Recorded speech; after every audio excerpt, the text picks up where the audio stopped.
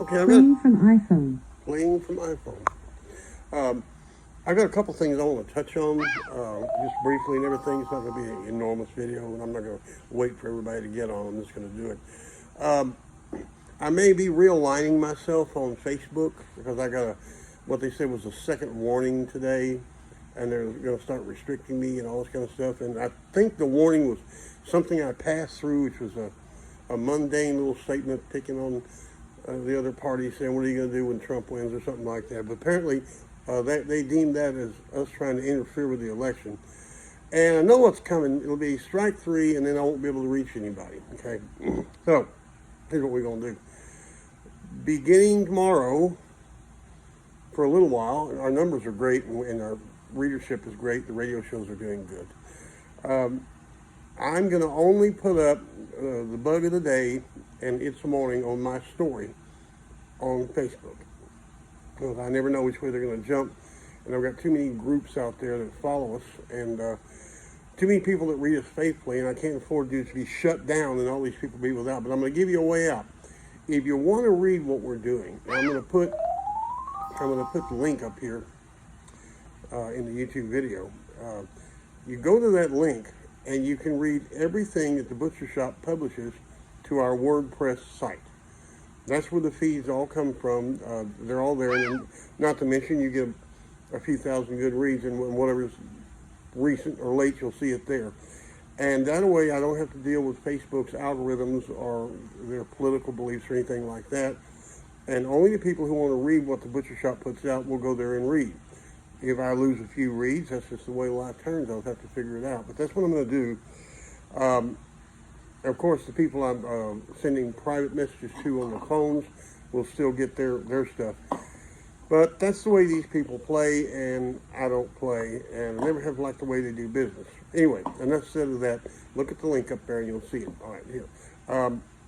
Now, every day, I've been just like the rest of you. I get up in the morning, and I start doing the body count.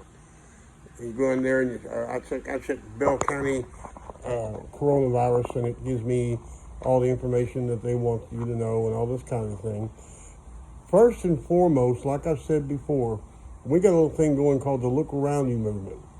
Look around you and see what's really going on in your area, your neighborhood, your town. Okay? We in Killeen are not doing that bad. You know, if you want to read about New York, that's fine and all that kind of stuff, but that won't be on your front porch, right? Now, number three, when they're counting the numbers, it's something confusing. Now, I'm not saying that it's not tragic when somebody died, or it's not inspiring when you hear people are getting well and all that. And they talk about flattening the curve and getting past the peak and all that, when the only number that counts is how many people got sick and checked into the hospital today, and how many people was that different from yesterday. If you had 100 people check into the hospital today and 75 people check in the hospital tomorrow, you don't need a curve. That's common sense.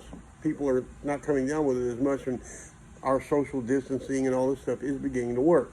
Otherwise, you get overwhelmed with the numbers, and you have very complex ways of saying, well, here's the curve, or here's the peak. And now we're past the peak and everything.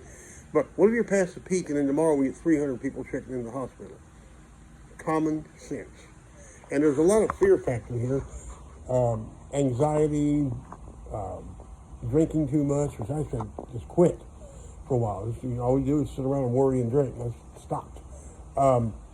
So take those two things to heart. Don't worry about anything, and just do what common sense dictates you. And look around you.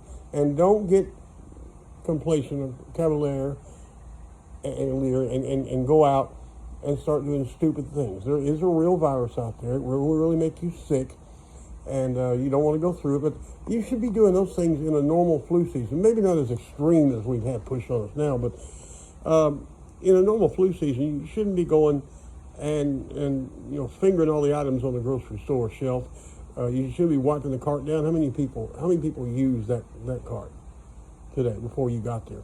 Use these common sense things, and you'll probably be all right. And shelter in place, get used to it. It's going to be this way for a while.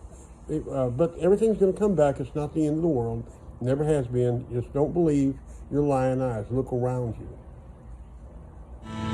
Hey, now, Porter. got an eye like an eagle, sworn to save the life of the prophet of the Lamb. Many men are lying under 6 feet of ground, far from the smoking gun of modern day. Hey, now Porter got an eye like an eagle, sworn to save the life of the prophet of the Lamb. Many men are lying under 6 feet of ground, far from the smoking gun of modern day Sam. Far from the smoking gun of modern day Sam.